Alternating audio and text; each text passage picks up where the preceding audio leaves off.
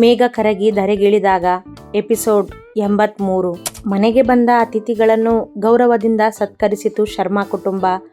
ಬಗೆ ಬಗೆಯ ತಿನಿಸುಗಳು, 10 ಥರದ ಅಡುಗೆಗಳು, ಸಿಹಿ ಖಾರ ಎಲ್ಲವೂ ಇತ್ತು. ಎಲ್ಲರೂ ಒಟ್ಟಿಗೆ ಕುಳಿತು ಊಟ ಮಾಡುವ ವ್ಯವಸ್ಥೆಯನ್ನು ಮಾಡಿಸಿದ್ದರು. ಎಲ್ಲರೂ ಮಾತನಾಡುತ್ತಲೇ ಊಟ ಮಾಡಿದರು. ಅನಿರುದ್ಧ್, ಅಶ್ವಿತಾ, ವೈಭವಿ, ಅಥರ್ ಖುಷಿಯಿಂದ ಮಾತನಾಡಿದರೆ ಅಭಿ ಮಾತ್ರ ಯಶಸ್ವಿನಿಯನ್ನು ಮಾತನಾಡಿಸುವ ಸಾಹಸಕ್ಕೆ ಕೈ ಹಾಕಲಿಲ್ಲ. ಇದೊಂದು ವರ್ಧನ್ರವರಿಗೆ ಕೋಪ ತರಿಸಿದ್ದಷ್ಟೇ. ಅಳಿಯ ಮಾವ ಒಬ್ಬರನ್ನು ಕಂಡರೆ ಒಬ್ಬರಿಗಾಗದು. ಊಟದ ನಂತರ ಹೊರಡುವುದಾಗಿ ಹೇಳಿದರು ವರ್ಧನ್. ಅಂಕಲ್, ಯಶಸ್ವಿನಿ ನಮ್ಮ ಜೊತೆನೇ ಇರಲಿ ಸಂಜೆವರೆಗೂ. ನಾವೆಲ್ಲ ಮದುವೆ ಬಗ್ಗೆ ಸ್ವಲ್ಪ ಮಾತಾಡೋದಿದೆ. ಅವಳು ಜೊತೆ ಇದ್ದರೆ ಚೆನ್ನಾಗಿರುತ್ತೆ ಕೇಳಿಕೊಂಡಳು ಅಶ್ವಿತಾ ವರ್ಧನ್ರನ್ನು. ಬೇಡ ಬೇಡ, ನನ್ನ ಮಗಳನ್ನ ಒಬ್ಬಳೇ ಬಿಡೋದಿಲ್ಲ ನಾನು ಎಂದರು ಅವಳನ್ನು ಬಿಟ್ಟು ಹೋಗಲಾಗದೆ. ಅಪ್ಪ, ಮದುವೆ ನನ್ನಿಷ್ಟದಂತೆ ಆಗಬೇಕು ಅಂತೀರಾ? ಅಂದಮೇಲೆ ನಾನೇ ಇರ್ದಿದ್ರೆ ಹೇಗೆ? ನೀವು ಅಜ್ಜಿನ ಕರ್ಕೊಂಡು ಹೋಗಿರಿ, ನಾನು ಸಂಜೆ ಬರ್ತೀನಿ ಎಂದಳು ಯಶಸ್ವಿನಿ. ಅಭಿಯ ಜೊತೆ ಇರಲು ಅವಳು ನಿರಾಕರಿಸುವಳೆ? ಸಾಧ್ಯವೇ ಇಲ್ಲ. ಇರಲಿ ಬಿಡೋ ವರ್ಧನ್ ಎಂದರು ಸರಸ್ವತಿ ಅಜ್ಜಿ.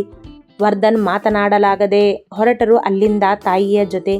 ಇನ್ನು ಅನಿರುದ್ಧ್ ತಾಯಿಯ ಜೊತೆಯೇ ಹೋಗಬೇಕಾದ್ದರಿಂದ ದ್ರಾಕ್ಷಾಯಣಿ ಅಲ್ಲಿಯೇ ಉಳಿದರು, ಮನೆಯ ಹೆಂಗಸರ ಜೊತೆ ಮಾತನಾಡುತ್ತಾ. ಭಾರ್ಗವ್ ಮತ್ತು ಆಯುಷ್ರವರು ಆಫೀಸ್ ಕೆಲಸಗಳತ್ತ ಗಮನ ಕೊಟ್ಟರೆ ಈ 3 ಜೋಡಿಗಳು ಜಿಮ್ ಏರಿಯಾದತ್ತ ನಡೆದರು ಚರ್ಚೆ ಶುರು ಮಾಡಲು. ಅಶ್ವಿತಾ ಅನಿರುದ್ಧನನ್ನು ಬಿಡದಂತೆ ಅವನ ಪಕ್ಕದಲ್ಲಿ ಕುಳಿತರೆ ವೈಭವಿ ಅಥರ್ವನ ಪಕ್ಕದಲ್ಲಿ ಕುಳಿತಳು. ಅಭಿರಾಮನ ಪಕ್ಕದಲ್ಲೇ ಚೇರ್ ಖಾಲಿ ಇದ್ದಿದ್ದರಿಂದ ಯಶಸ್ವಿನಿ ಅವನ ಪಕ್ಕದಲ್ಲಿ ಬಂದು ಕುಳಿತುಕೊಳ್ಳುವುದಕ್ಕೂ ಅಭಿ ಮೇಲೆದ್ದು ಚೇರ್ ಹಿಡಿದ ಬೇರೆಯ ಕಡೆ ಕುಳಿತುಕೊಳ್ಳಲು. ಏನಾಯಿತು ಅಭಿ ಕೇಳಿದಳು ಅಶ್ವಿತಾ. ಆ ಕಡೆ ಕುತ್ಕೋತೀನಿ ಅಕ್ಕ ಎಂದ ಅವಳ ಹಿಂದೆ ಕೈ ತೋರಿಸುತ್ತಾ. ನಾನೇನು ನಿನ್ನನ್ನು ತಿನ್ನೋದಿಲ್ಲ ಅಭಿ, ಕುತ್ಕೋ ಬಾ ಕರೆದಳು ಯಶಸ್ವಿನಿಯೇ. ನೀನು ನನ್ನ ಜೀವ ತಿನ್ನೋದಕ್ಕೆ ಬಂದಿರೋದು ನನ್ನ ಲೈಫ್ನಲ್ಲಿ, ಸೊ ನಿನ್ನಿಂದ ದೂರನೇ ಇರ್ತೀನಿ ನಾನು ಗೊಣಗುತ್ತಾ ಚೇರ್ ಹಿಡಿದು ಬಂದು ಅಶ್ವಿತಾಳ ಹಿಂದೆ ಕುಳಿತ ಅಭಿ. ತಕ್ಷಣ ಯಶಸ್ವಿನಿಯು ಮೇಲೆದ್ದು ತನ್ನ ಚೇರ್ ಹಿಡಿದು ಬಂದು ಅವನ ಪಕ್ಕದಲ್ಲಿ ಕುಳಿತಳು. ಉಳಿದ 4 ಅವರಿಬ್ಬರನ್ನೇ ನೋಡುತ್ತಿದ್ದರು ಪಿಳಿ ಪಿಳಿ ಕಣ್ಣು ಬಿಡುತ್ತಾ. ನೀನ್ಯಾಕೆ ನನ್ನ ಪಕ್ಕದಲ್ಲಿ ಬಂದು ಕುತ್ಕೊಂಡೆ ಕೇಳಿದ ಅಭಿ ಅವಳನ್ನು. ನೀನು ನನ್ನ ಪಕ್ಕದಲ್ಲಿ ಕುತ್ಕೊಳ್ಳದೆ ಎದ್ದು ಬಂದೆ ಅದಕ್ಕೆ ಎಂದಳು ಯಶಸ್ವಿನಿ. ಮುಖ ಬಿಗಿದುಕೊಂಡು ದಿಟ್ಟಿಸಿದ ಅಭಿ ಅವಳನ್ನೇ. ಕೋಪ ಮಾಡ್ಕೋಬೇಡ ಅಭಿ, ನೋಡು ಅವರೆಲ್ಲ ಜೋಡಿಯಾಗಿ ಕುತ್ಕೊಂಡಿಲ್ವಾ, ನೀನು ನನ್ನ ಜೋಡಿ ಅಂದಮೇಲೆ ನಾವಿಬ್ಬರು ಜೋಡಿಯಾಗಿ ಕುತ್ಕೋಬೇಕು ಎಂದಳು ಮುದ್ದಾಗಿ. ಅವಳು ತಮ್ಮಿಬ್ಬರನ್ನು ಜೋಡಿ ಎಂದಿದ್ದಕ್ಕೆ ವೈಭವಿ ಖುಷಿಯಾದರೆ ಅಥರು ನಾವಿಬ್ಬರು ಫ್ರೆಂಡ್ಸ್ ಎಂದ ಮನದಲ್ಲಿ ಪ್ರೀತಿ ಇದ್ದರು. ವೈಭವಿ ಅವಳ ಮಾತನ್ನು ತಪ್ಪು ತಿಳಿಯಬಾರದಲ್ಲ. ಹಾಂ ಅದೇ, ಆದರೂ ನೀವು ಜೊತೆ ತಾನೆ, ಅದರಲ್ಲೂ ಅಭಿ ನಾನು ಗಂಡ ಹೆಂಡ್ತಿ ಅಂದಮೇಲೆ ಜೊತೆಯಾಗಿನೇ ಕುತ್ಕೋಬೇಕಲ್ಲ ಎಂದಳು ಎಲ್ಲರನ್ನೂ ನೋಡುತ್ತಾ. 2 ಕೈಗಳಿಂದ ಕಿವಿ ಮುಚ್ಚಿದ ಅಭಿ. ಅಬ್ಬಾ, ಗಂಡ ಹೆಂಡತಿ ಅನ್ಬೇಡ ನೀನು, ಕೇಳೋದಕ್ಕೆ ನನ್ನಿಂದ ಆಗೋದಿಲ್ಲ ಎಂದ. ಬೇಕೆಂದೇ ಒರಟುತನ ಇವನದ್ದು ಅವಳ ಜೊತೆ. ಯಾಕಾಗೋದಿಲ್ಲ, ನಾವಿಬ್ಬರು ಗಂಡ ಹೆಂಡ್ತಿನೇ ಎಂದು ಯಶು ಮಾತನಾಡುವುದಕ್ಕೂ ಸ್ವಲ್ಪ ಬಾಯಿ ಮುಚ್ತೀರಾ ಇಬ್ಬರು ಎಂದ ಅಶ್ವಿತಾ ಅವರಿಬ್ಬರ ಜಗಳಕ್ಕೆ ವಿರಾಮ ಇಡಲು ನೋಡಿದಳು. ಮೊದಲು ಈ ಗಯ್ಯಾಳಿಗೆ ಹೇಳು ಎಂದ ಅಭಿ ಅವಳತ್ತ ನೋಡದೆ ಕೈಕಟ್ಟಿ ಕುಳಿತು. ನೀನು ಈ ಕೋಪ ಬಿಡು, ನಾನು ಜಗಳ ಬಿಡ್ತೀನಿ ಎಂದಳು ಯಶಸ್ವಿನಿ. ಬಾಯಿ ಮುಚ್ಚಲಿಲ್ಲ ಇಬ್ಬರು.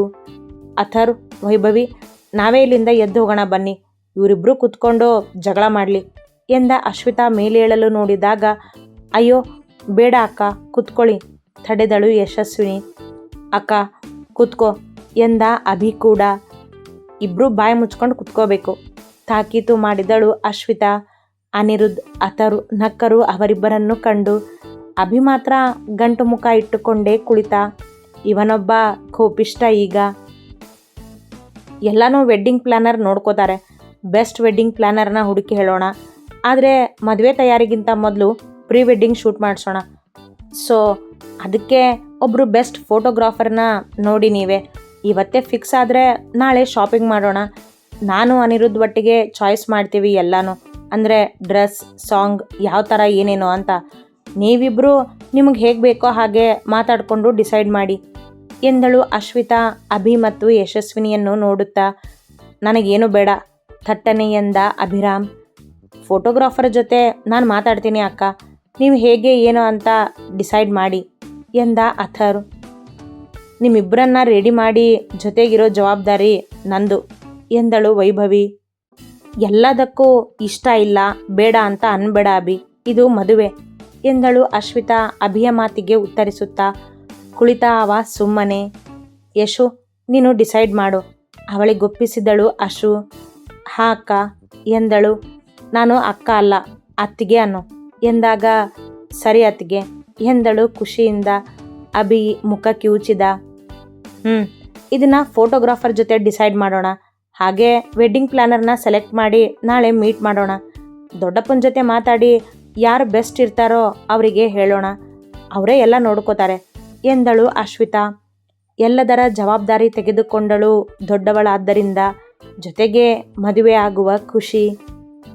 ವೆಡ್ಡಿಂಗ್ ಪ್ಲ್ಯಾನರ್ ಎಲ್ಲ ನೋಡ್ಕೋತಾರೆ ಅಂದಮೇಲೆ ಇಲ್ಲಿ ಕುತ್ಕೊಂಡು ನಾವೇ ಯಾಕೆ ಡಿಸೈಡ್ ಮಾಡೋದು, ಅವ್ರು ಹೇಳಿದಾಗ ನೋಡಿದ್ರಾಯ್ತು ಬಿಡು ಅಕ್ಕ ಎಂದ ಅಭಿ ಅಸಡ್ಡೆ ತೋರುತ್ತಾ.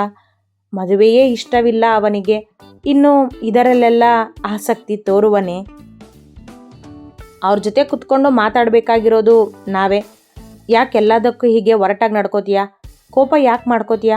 ಸ್ವಲ್ಪ ಖುಷಿಯಾಗಿರೋದನ್ನು ಕಲಿತ್ಕೋ ಅಭಿ, ಯಾವಾಗಲೂ ಸಿಡುಕ್ಬೇಡ ಎಂದಳು ಯಶಸ್ವಿನಿ ಅವನತ್ತ ನೋಡುತ್ತಾ. ನೀನು ಯಾರೇ ಅದನ್ನೆಲ್ಲ ನನಗೆ ಹೇಳೋದಕ್ಕೆ? ನನಗೆ ನಿನ್ನನ್ನು ನೋಡಿದ್ರೆ ಕೋಪನೇ ಬರೋದು ಎಂದನವ ಅವಳತ್ತ ನೋಡುತ್ತಾ. ಅವನ ನೋಟವೋ ಉರಿ ಬೆಂಕಿ, ಮಾತುಗಳಂತೂ ಬಾಂಬ್ನಂತೆ ಸಿಡಿಯುತ್ತಿದ್ದವು ಅವಳತ್ತ. ಶಟಪ್, ಇಬ್ರಿಗೂ ಒಂದ್ಸರಿ ಹೇಳಿದ್ರೆ ಅರ್ಥ ಆಗೋದಿಲ್ವ ನಿಮಗೆ? ಇಲ್ಲಿ ನಾವು ಮಾತಾಡೋದಕ್ಕೆ ಕುತ್ಕೊಂಡಿರೋದು, ನಿಮ್ಮಿಬ್ಬರ ಜಗಳ ನೋಡೋದಕ್ಕಲ್ಲ. ಆಗ್ಲಿಂದ ಹೇಳ್ತಿದ್ದೀನಿ, ಅರ್ಥನೇ ಆಗ್ತಿಲ್ವಲ್ಲ ನಿಮಗೆ? ನೀವಿಬ್ಬರು ಜಗಳ ಮಾಡಿಕೊಂಡೇ ಕುತ್ಕೊಳ್ಳಿ, ನಾನೇ ಹೋಗ್ತೀನಿ. ಕೋಪದಲ್ಲಿ ಚೀರಾಡಿದ ಅಶ್ವಿತಾ ಅಲ್ಲಿಂದ ಎದ್ದು ನಡೆದು ಬಿಟ್ಟಳು. ಅಕ್ಕ ಕರೆದ ಅಭಿ. ಅವಳು ತಿರುಗಿ ನೋಡದೆ ಹೊರಹೋದಳು. ನಾನು ಕರ್ಕೊಂಡು ಬರ್ತೀನಿ ಅವಳನ್ನು ಎಂದ ಅನಿರುದ್ಧ್ ಮೇಲೆದ್ದು ಅವಳು ಹೋದತ್ತ ನಡೆದ. ನೋಡು, ನಿನ್ನಿಂದ ಬರೀ ಜಗಳ ನಮ್ಮ ಮನೆಯಲ್ಲಿ ದೂರಿದ ಅಭಿ ಯಶಸ್ವಿನಿಯನ್ನು ನೋಡುತ್ತಾ. ಅವಳು ಮಾತನಾಡುವ ಮೊದಲೇ, ನೋ ಅಭಿ, ಅಕ್ಕ ಎದ್ದು ಹೋಗಿದ್ದು ನಿಮ್ಮಿಬ್ಬರಿಂದ ಎಂದಳು ವೈಭವಿ. ಮೌನವಾದ ಅಭಿ. ಹೌದು ಅಣ್ಣ, ನೀವಿಬ್ಬರು ಹೀಗೆ ಜಗಳ ಮಾಡ್ತಿದ್ರೆ ಎಲ್ರಿಗೂ ಬೇಜಾರಾಗುತ್ತೆ. ಎಲ್ಲರೂ ನಿಮ್ಮ ಬಗ್ಗೆನೇ ಯೋಚನೆ ಮಾಡ್ತಾರೆ. ಪ್ಲೀಸ್ ಅರ್ಥ ಮಾಡ್ಕೊಳ್ಳಿ ಬೇಡಿದ ಅಥರು. ಅವನಿಗೆ ಎಷ್ಟಂತ ತಿಳಿಸಬೇಕು ಇನ್ನೂ? ಹಠದ ಮುಂದೆ ಬೇರೇನೂ ಕಾಣುತ್ತಿಲ್ಲವಲ್ಲ ಇವನಿಗೆ. ಹಾಗೆ ಇನ್ನೊಂದು ಮಾತು ಅಭಿ, ಮದುವೆ ನಿಂದಷ್ಟೇ ಅಲ್ಲ, ಅಶ್ವಿತಾ ಅಕ್ಕಂದು ಹೌದು. ಅವಳಿಗೆ ಮದುವೆ ಬಗ್ಗೆ ನೂರಾರು ಕನಸಿದೆ. ನಿಮ್ಮಿಬ್ಬರು ಈ ಜಗಳದಿಂದ ಅವಳ ಕನಸುಗಳು ಹಾಳಾಗಬಾರ್ದು ಅಲ್ವಾ? ಸೊ ಪ್ಲೀಸ್, ನೀವು ಜಗಳ ಮಾಡೋದಕ್ಕೂ ಮೊದಲು ಒಮ್ಮೆ ಯೋಚನೆ ಮಾಡಿ, ನಿಮ್ಮಿಬ್ಬರ ಜಗಳ ಮತ್ತೊಬ್ಬರಿಗೆ ತೊಂದರೆ ಆಗ್ತಿದೆಯೋ ಇಲ್ವೋ ಅಂತ ಎಂದಳು ವೈಭವಿ. ಅವಳ ಮಾತುಗಳು ಅಭಿ ಮತ್ತು ಯಶಸ್ವಿನಿಯ ಮನಸ್ಸಿಗೆ ನಾಟಿದವು.